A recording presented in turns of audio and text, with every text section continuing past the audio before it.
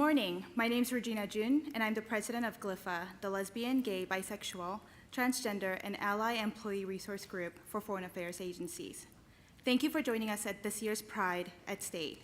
We're thankful, as always, for the support of the Department of the State's Office of Civil Rights and our continued partnership with the Atlantic Council. We have the honor of hearing from several distinguished guest speakers today.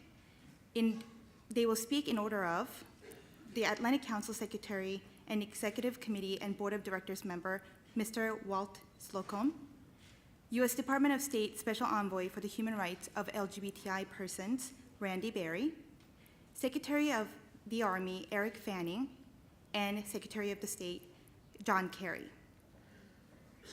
The brutal murder of our USAID colleague, Zulhaz Manan, the human rights activist and founder of the first LGBT magazine in Bangladesh, as well as the recent attack against LGBTI and ally community members in Orlando, Florida, have reminded us that serious challenges still exist for the LGBTI community. However, every day, people work to overcome these challenges. And GLIFAA recognizes a member of Foreign Affairs community each year with a special award for his or her contribution and demonstrated commitment to advancing the equality and protection of LGBTI employees. These employees are nominated by GLIFAA members, and for the first time ever, this year we will be recognizing 2 individuals for their specific contributions. The first award recipient is Aaron Schubert, an FSO at USAID in Bangkok. He's being recognized for his efforts to ensure all new hires are treated with dignity and respect. He's a health and development officer focusing on HIV/AIDS programs, and he was instrumental in supporting the hiring of the first transgender locally employed staff at the Regional Development Mission for Asia. Aaron unfortunately could not be here in person to accept the award. Our second award recipient is here, and GLIFAA is honored to present its annual award to Assistant Secretary Gregory Starr. Assistant Secretary Starr has explicitly made efforts to right the wrongs and improve relations between LGBTI community and diplomatic security. As GLIFAA's senior leadership liaison, he provided guidance and support on a wide range of issues affecting LGBTI employees around the world, including employee safety and security abroad and diplomatic accreditation for LGBTI families. Assistant Secretary Starr attended a GLIFAA meeting this year to honor several GLIFAA founding members at their retirement. They couldn't help notice, but how far we have come. Having the Assistant Secretary for Diplomatic Security at such an event would have been unheard of just 25 years ago. Assistant Secretary Starr, I thank you on behalf of GLIFAA community for all your support.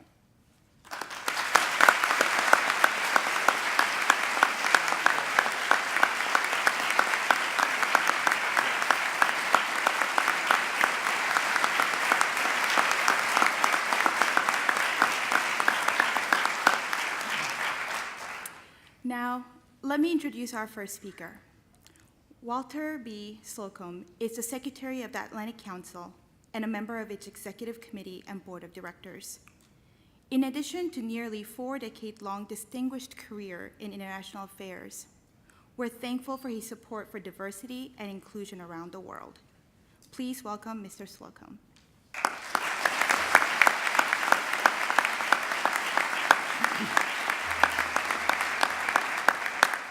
Thank you, Regina. It's a great personal honor for me to be here to welcome you on behalf of the Atlantic Council to this year's Pride at State. The Council is proud to co-host this event with GLIFAA and the Department, and we especially thank Secretary Kerry for being at the occasion with us. The observance this year is particularly important, coming as sadly and tragically as it does in the shadow of Orlando. The horrible murders there and the all too many continuing abuses of LGBTI people around the world show how interconnected our community has become and remind us to mourn those who lost and suffered along the way, and to demonstrate why, for all the real progress, there is a lot of unfinished business left. The Atlantic Council's overall mission is to help the world work together to secure the future for the Atlantic and the global community. Through research, analysis, and advocacy defining the actions needed to meet the challenges we face, the Atlantic Council strives for a more secure and prosperous world, and one in which human rights are secured for all. LGBTI rights are a critical factor in that agenda. So in March, the Council launched the new Diversity Initiative to further elevate and address LGBTI issues with business, NGOs, and diplomatic and political leaders around the world. In this common effort, the State Department, including the LGBTI U.S. ambassadors and many, many other foreign affairs officials in many agencies, and with whom Special Envoy Randy Barry works so closely, and the AID and the Defense Department have very heavy responsibilities. I'm confident that with Secretary Eric Fanning at the Pentagon and Special Envoy Barry at the State Department, the whole U.S. government foreign affairs system will forge deeper ties among the departments working on this issue and give priority to the mission of promoting LGBTI rights both worldwide and in the American public service, particularly that part of the public service having to do with national defense and foreign affairs. Secretary Envoy Randy Barry will be actually introducing Secretary Fanning, but I want to take the opportunity to briefly remark on his new role. During my time as Undersecretary of Defense for Policy at the Pentagon, I had the privilege of working with him as he was just starting his distinguished career. At that time, Don't Ask, Don't Tell, and the Defense of Marriage Act were the law of the land. The country, and specifically the U.S. military, have come far since then. DADT is gone, and an openly gay man is the Secretary of the Army. His appointment and confirmation are well earned by his experience and his expertise, but it is also a hallmark of the progress made. However, our pleasure at this must not lead to complacency. We still have much work to do. Thank you again for coming today and for the opportunity for the Atlantic Council to co-host this event. Special Envoy Barry.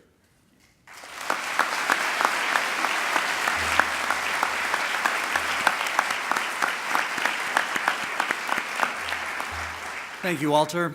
Mr. Secretary, Secretary Fanning, Assistant Secretary Starr, Regina, to the many other leaders and my colleagues who are gathered here today, I'd like to start out by saying a happy Pride to all of you.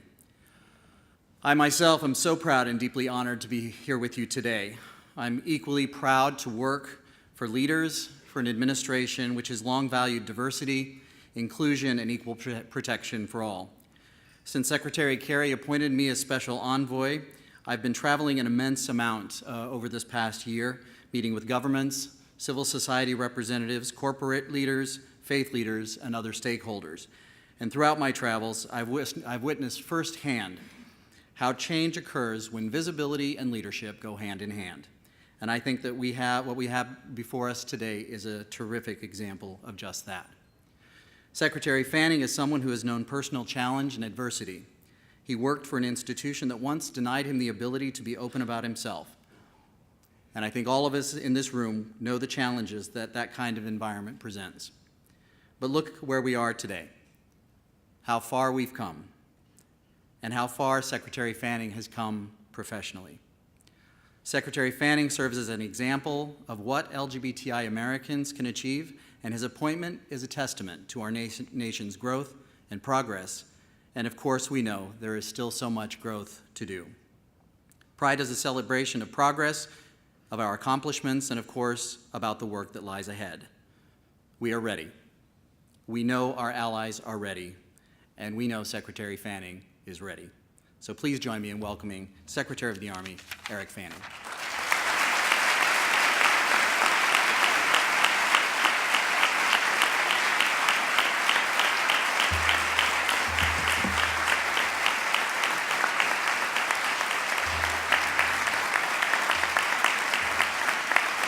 Thank you. Thank you. Thank you, Secretary Kerry, for hosting this important event at such an equally important time, and thank you for including me. Thank you also for your leadership and lifetime of service to this great nation and to this cause. Ambassador Berry, thank you for that warm welcome, and Undersecretary Slocum and the Atlantic Council, great work putting this celebration together. Thank you for your friendship and your national security leadership over these many years. If I have it right, we first met in 1993.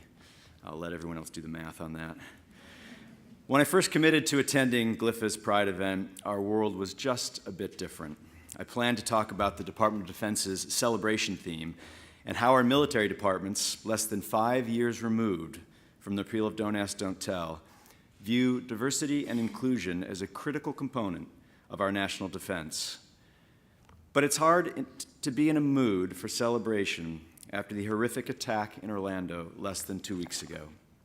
Among the 49 dead were a former armor specialist, Angel Catalero Padro, and Captain Tony Brown, a member of the Army Reserve. Like so many families in Orlando and across America, our Army family was deeply hurt and saddened by such tragic, senseless loss of life. Among the remembrances of these young men, Captain Brown's regimental commander, Lieutenant Colonel Kevin Dasher, recalled that he faced any and all challenges with a smile on his face and an unwavering spirit that everyone in our unit cherished. While we grieved their loss, another member of the military was a hero that horrible day. Imram Yusuf, a 24-year-old Marine Corps veteran, worked at Pulse and is credited with saving the lives of up to 70 people that day.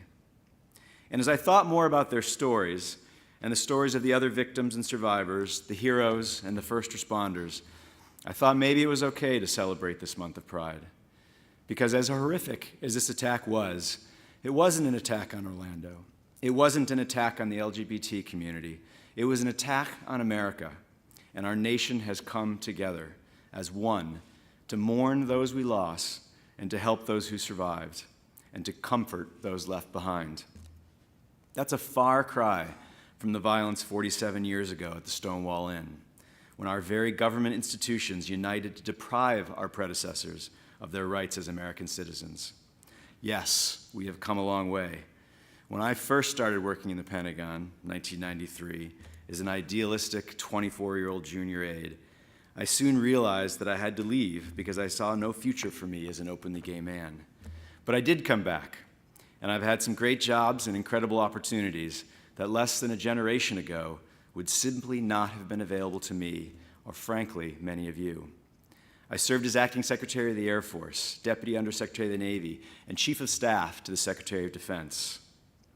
Then, through the vagaries of the confirmation process, I went to the Acting Undersecretary of the Army, the Acting Secretary of the Army, back to the Secretary of Defense's office, and a month and 2 days ago, formally sworn in as Secretary of the Army. Part of my job as Secretary is to tell the Army story. And if you'll bear with me, I suspect it might surprise you to learn that the symbol synonymous with this observance, indeed that of the fight for acceptance and equality in the LGBT community, was in fact designed by a U.S. Army veteran. Private Gilbert Baker, a Kansas native drafted in 1970 and stationed at the Presidio, remained in San Francisco after being honorably discharged from the Army. An artist, Baker met Harvey Milk in 1974, who challenged him to come up with a symbol for the gay community. 4 years after that initial meeting, he came through, and the rainbow flag flew for the first time, a flag that this group has since helped fly across the world. I can't say for certain whether his time in the Army at all inspired the creativity behind this iconic symbol, but the rainbow has been a part of our heraldry for nearly a century. When the United States entered World War I, then Major Douglas MacArthur suggested creating a division of National Guard groups that would stretch over the whole country like a rainbow, and thus a signal of national unity, the 42nd ID, the Rainbow Division, was born and uses a rainbow flag as its symbol to this day. Today, the celebration of Pride Month also stretches across the whole country, and indeed across the Department of Defense. I remember learning at the first ever DoD Pride event held at the Pentagon that we had been beaten to the punch. Earlier that day, soldiers at Bagram in Afghanistan had already celebrated Pride. We've grown stronger as a military and as a nation as we've opened up opportunities for those who previously didn't have them. By leveraging diversity and creating an inclusive environment in which all are valued, we engender opportunities for people to be part of the greatest mission there is, defending our nation. We rely on those diverse backgrounds, perspectives, and expertise to train, fight, and win in a complex security environment.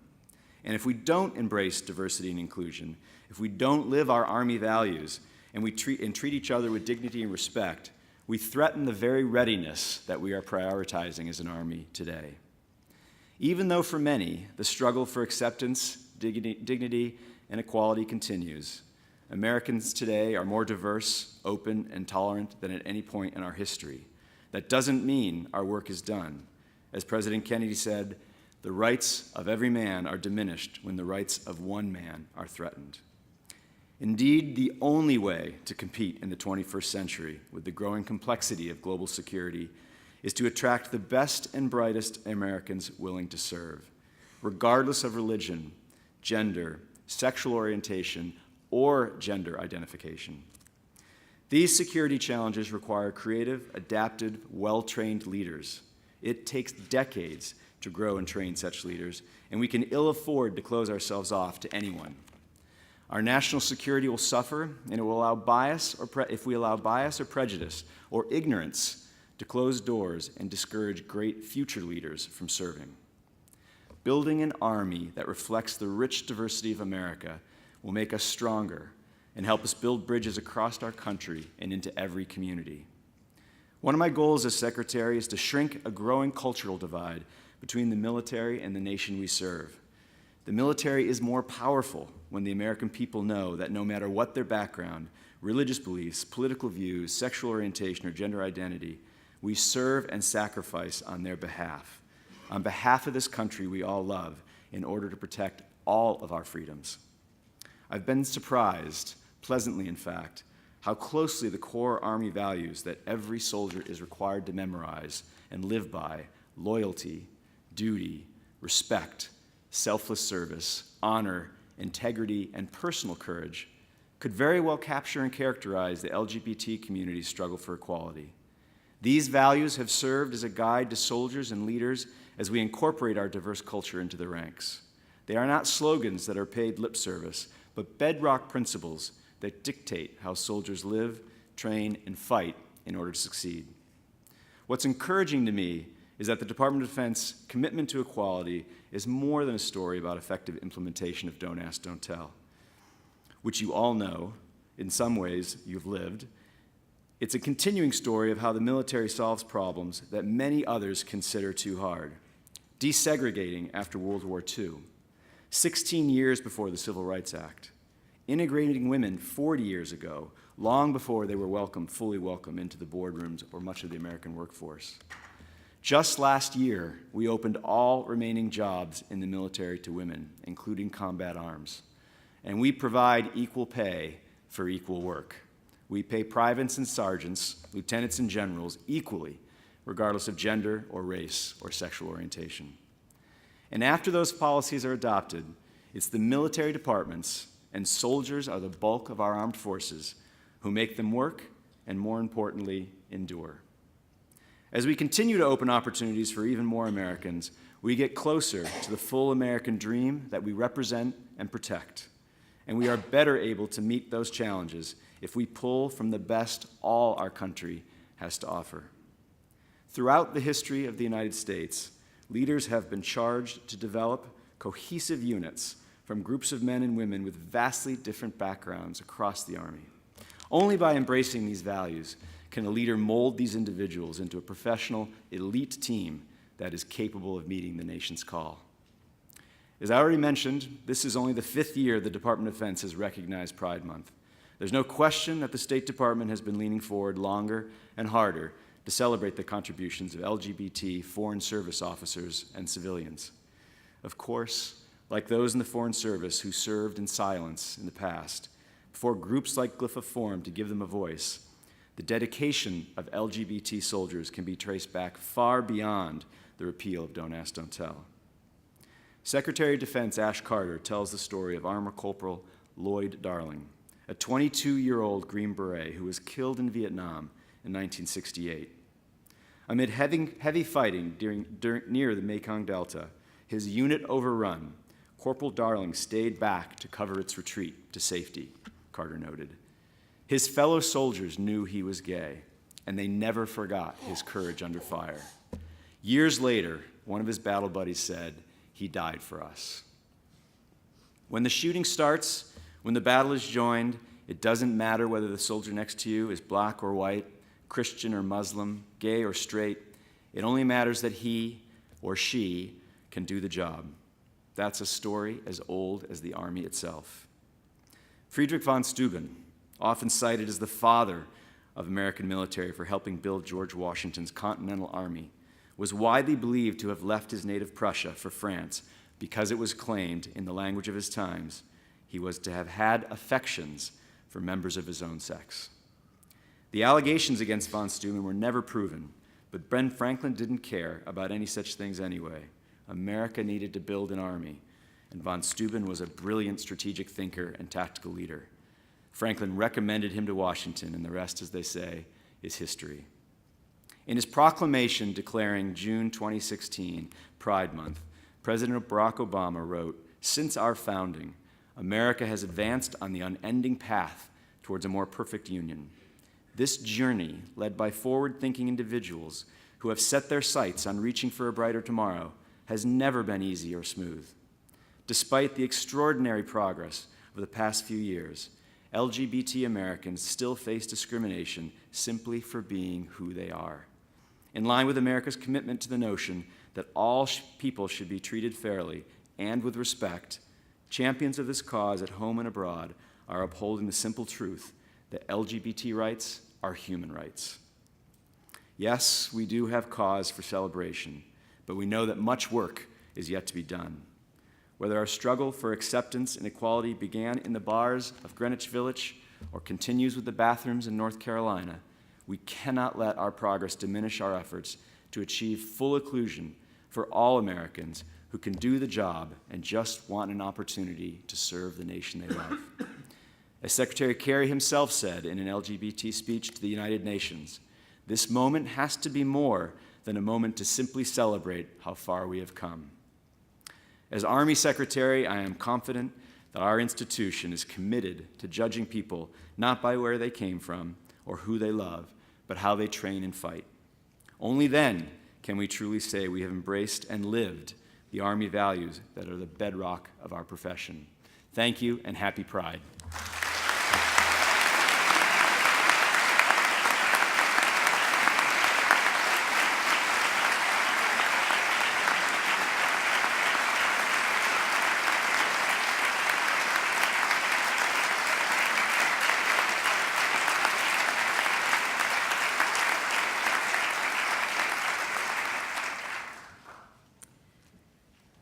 Our next speaker, Secretary John Kerry, doesn't really need an introduction. He has been a long-time supporter of the LGBTI community. In his introduction of Special Envoy Randy Berry last year, he spoke of a moral obligation to speak out against the persecution and the marginalization of LGBT persons, and the commitment to advance the human rights of all beings. He has transformed his words into actions on a wide range of issues, including the treatment of LGBTI refugees and the first ever LGBT 101 online training for the Department of State employees. We truly appreciate his commitment to advance the equality and protection of LGBTI families and their families within the department and across the foreign affairs agencies. It is my honor to introduce Secretary of State John Kerry.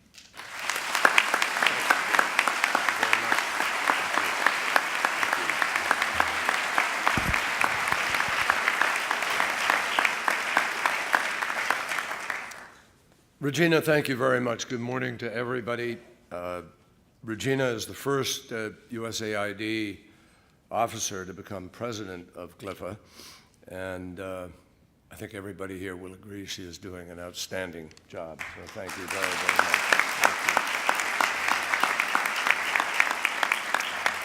I want to thank and congratulate at the same time Secretary Fanning. Thank you for your groundbreaking leadership, and we appreciate enormously what you are doing. Thank you for your words a moment ago. Thank you to Special Envoy Barry, who has been doing an outstanding job crisscrossing the world, and I'm proud of his efforts. Proud also of Assistant Secretary Starr. Thank you for your leadership, and congratulations on an award well-deserved today. And I'm particularly happy to be here with Walt, a friend of many years, and appreciate his leadership and the engagement of the Atlantic Council in today. Each speaker has recalled events that none of us can get out of our minds and probably won't for a long period of time. Not quite 10 days have passed since the early hours of June 12th in Orlando, and that is obviously not enough time for healing or for moving beyond the terrible realization that we are more shocked than truly surprised by the events of that morning.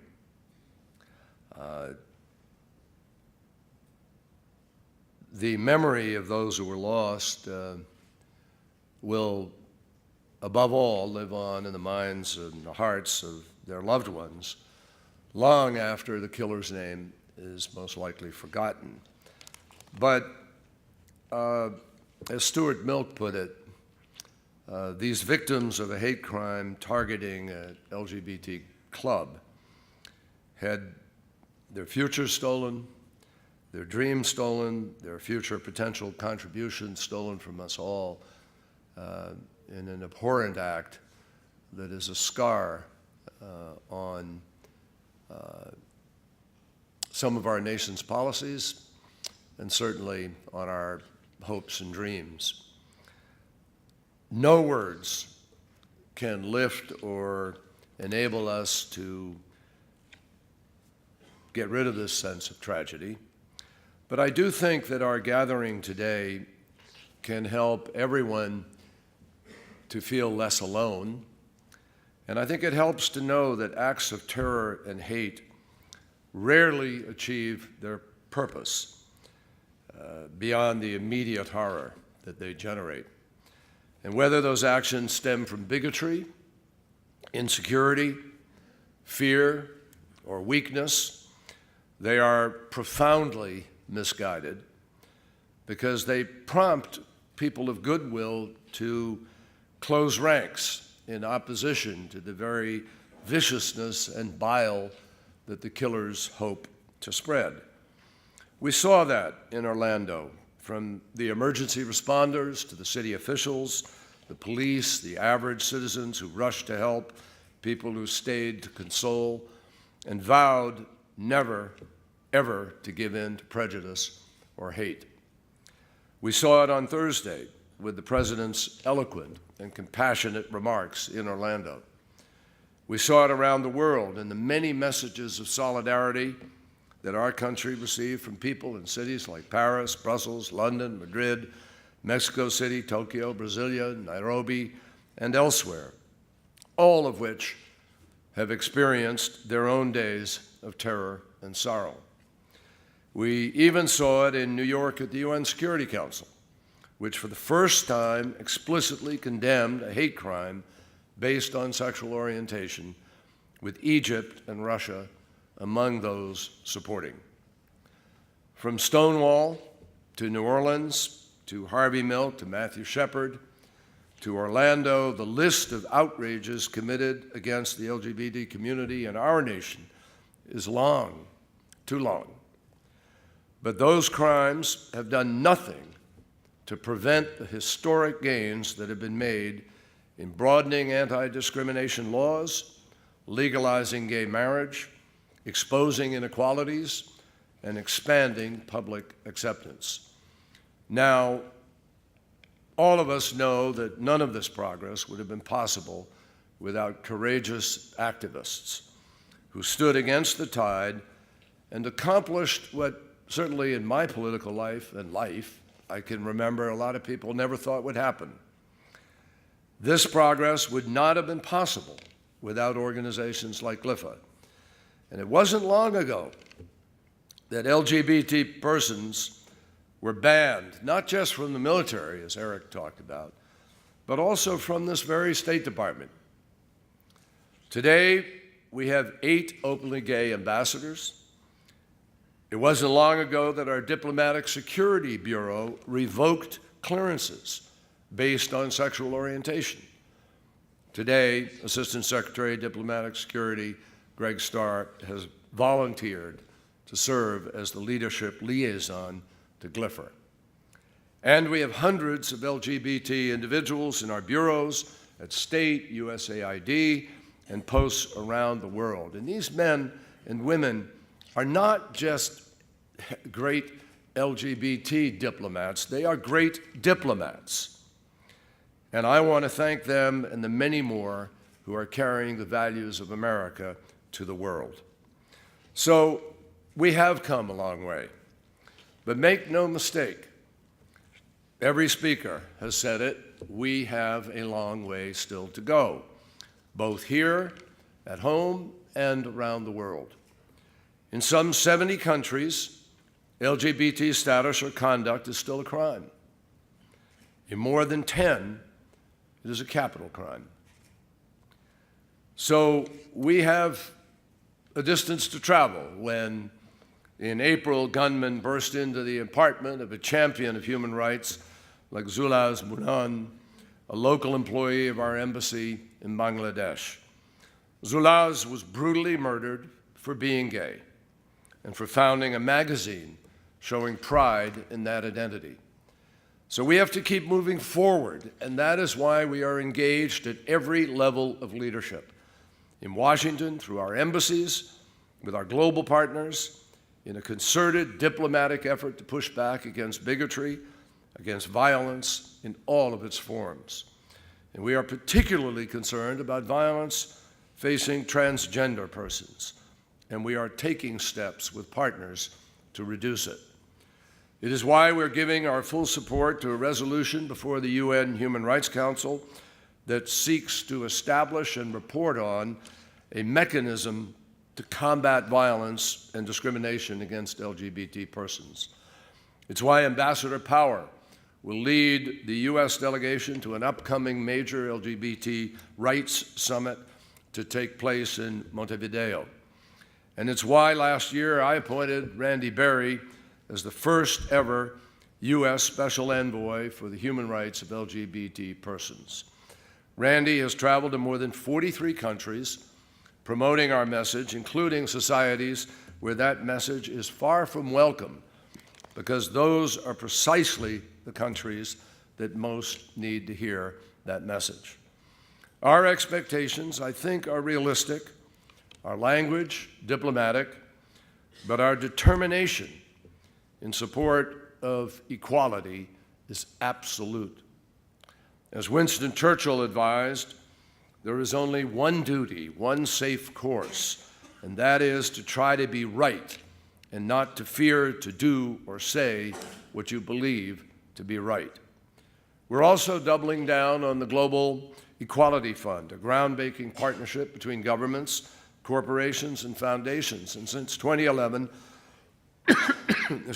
the fund has provided help to partners in more than 80 countries who are advocating for legal reforms and social justice. We're also continuing to address challenges that many face as representatives of our government. I know that many of your family members have been denied diplomatic visas and accreditation by certain countries.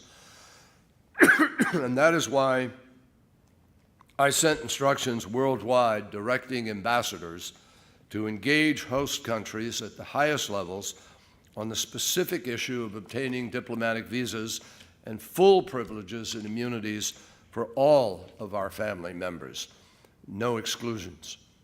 And it is why we recently launched a LGBT working group on diplomatic accreditation. The department and GLIFAA are also taking concrete steps on other personal issues. This past year, for example, FSI and GLIFAA introduced an online course to broaden education and awareness of LGBTI concerns. And GLIFAA and MED are working together to improve department medical services for transgender employees and candidates. So we are moving steadily forward.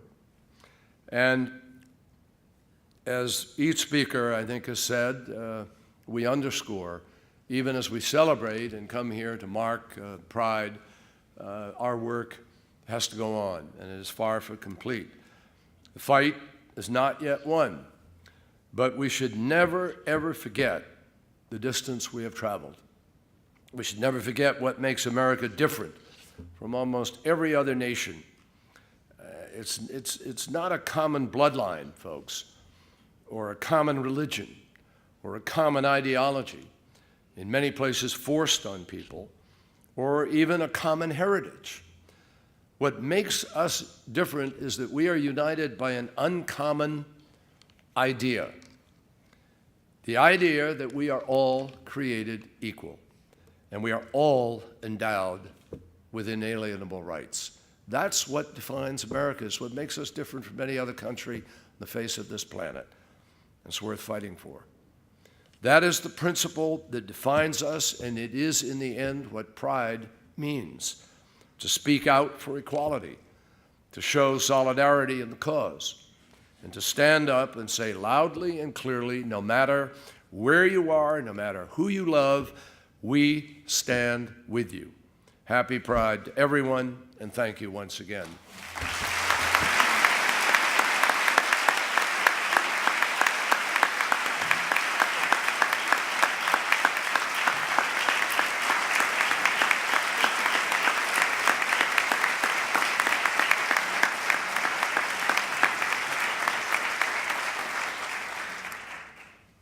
Thank you, Secretary Kerry, Secretary of the Army Fanning, Special Envoy Randy Berry, Mr. Slocum, and the distinguished guests from many of our foreign missions in DC and partner organizations in attendance.